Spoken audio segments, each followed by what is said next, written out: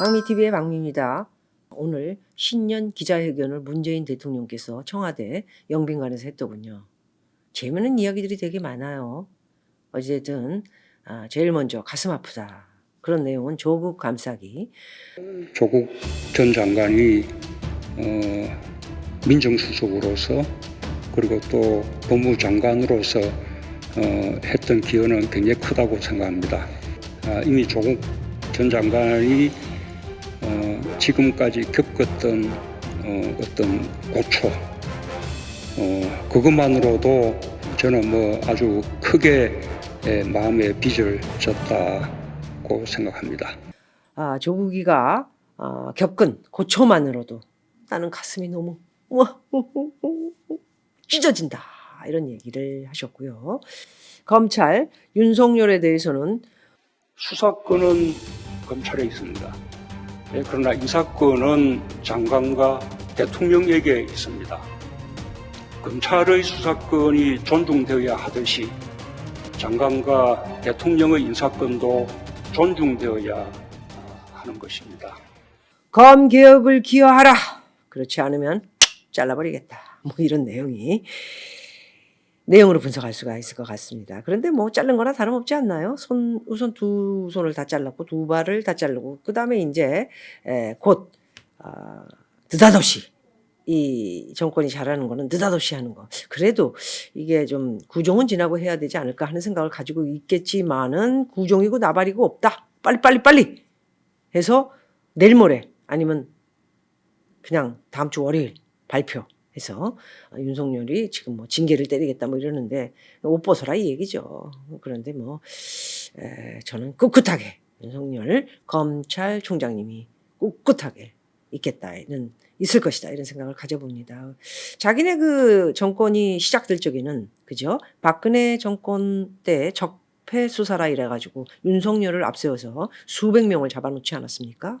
근데 갑자기 문재인 정권에서 유죄에서 풀어주기에 돌입돼 있는 것 같고요. 울산시장 청와대 개입, 정치자금하고 연관이 돼 있는 듯한 이야기들이 많이 돌고 있는 우리들 병원, 신라젠 사건 이런 것들을 조사하려고 하니까 청와대에 이렇게 돌격해서 들어가려 하니까 우리는 그거 자체도 받지 않겠다. 난 이런 정치계의 모습은 진짜 처음 봅니다. 사실 군사 독재 정권 때도 있지 않았던 일들을 이유 중에 하나는 국민을 바라보면서 우리가 돈 잘 주면 너희들은 잘 먹고 날아오면 돼. 그 다음에 몇 년 있다가 이제 돈이 한 푼도 없어져 가지고 못 주게 되면 이제 그때 아우성 치면 그때는 문재인 정권은 없어져 있을까요?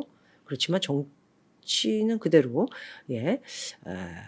이 총선이나 대선에서 이 사람들이 할 가능성이 지금 많다 이런 평가가 나오고 있으니까 참 불안하기도 합니다.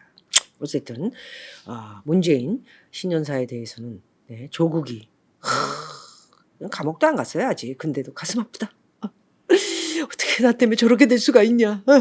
죄 없는 사람이 이런 생각을 갖고 있다라는 최고 그런 생각을 가지고 있으니까 어떻게 저 사람 잡아놓나요? 저렇게 나쁜 짓을 했어도 잡아놓을 수 없죠. 윤석열이는 써먹을 땐 좋았죠. 박근혜 때는 다 잡아놓으라. 윤석열 정말이야. 우리 그 정치의 최고 센 이것도 전부 수사해라. 했는데 갑자기 수사를 하니까 너는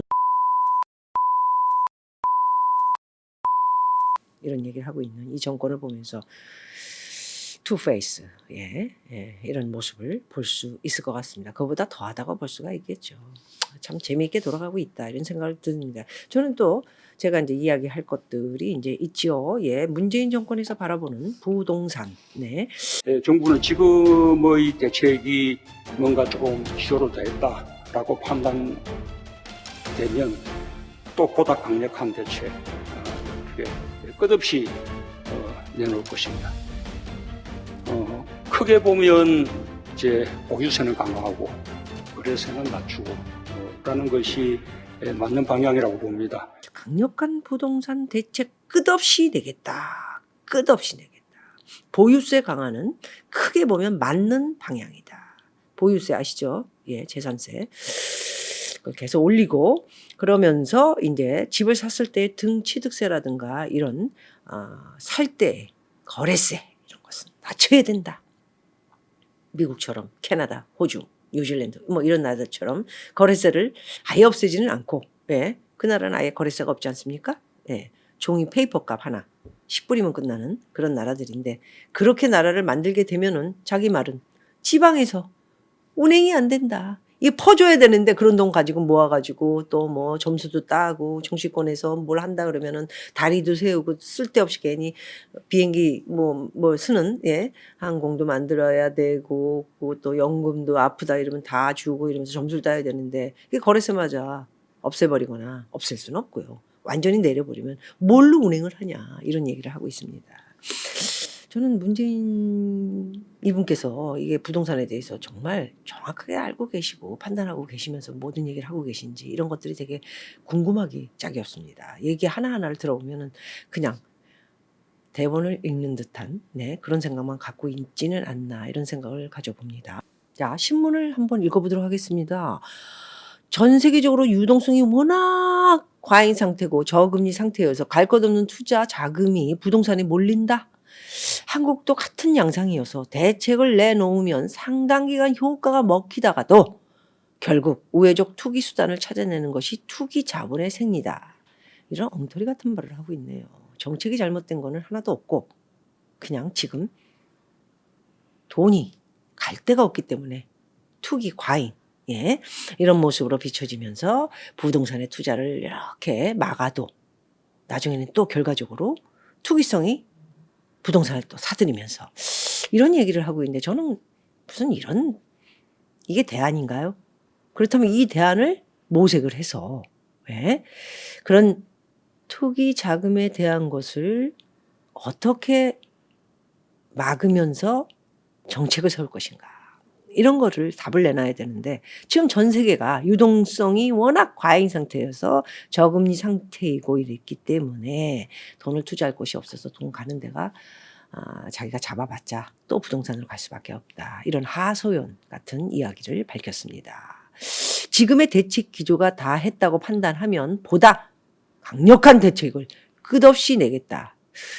2020년이니까 앞으로 제가 볼 때 이제 2년 정도 남았는데 강력한 대책이 몇 번이던 18번이니까 지금 뭐 한 30번까지 나와도 예, 큰 효과를 보기는 힘들지 않을까 하는 생각을 가져봅니다. 지금 뭐 너무 많이 이렇게 저렇게 막 힘들게 하니까 사람들이 그냥 숨죽이고 어떻게 되나 기다려보자 이런 사람들이 굉장히 많죠.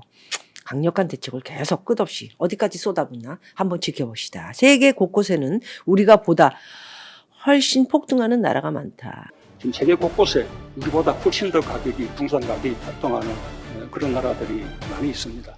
결과적인 건 또 하소연이네요. 하하, 세계적인 모든 것을 봐도 우리보다도 더 폭등이 심했다. 우리보다 폭등이 심한 데가 어딨나요?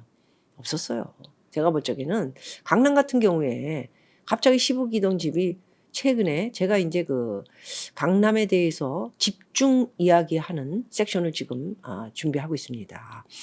그러니까 강남 같은 경우에는 20억 하던 게 지금 50억이 된 경우가 허다한데 300만 불이 넘게 올랐다고요? 이런 것이 세계 어디 곳곳에 있다는 말씀인지 오히려 하소연을 한 듯한 또 두 번째 하소연을 하는 그런 내용을 볼 수가 있을 것 같습니다. 부동산 가격 안정화를 위해 언론도 정부 정책에 협조해달라.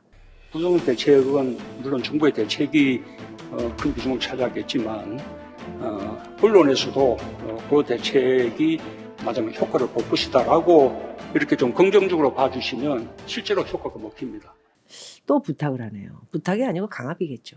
한 번만 더 엉터리 같은 말 쓰면 자꾸 부동산 오르는 이런 말 하면은 너희들 가만 안 놔두겠다. 이런 얘기를 들리네요. 네. 문재인 기자회견을 박미가 분석한 것으로는 오히려 대본 읽기보다는 그냥 저 같은 경우에도 여기 지금 아무것도 없습니다. 저는 제 생각을 이야기할 뿐입니다.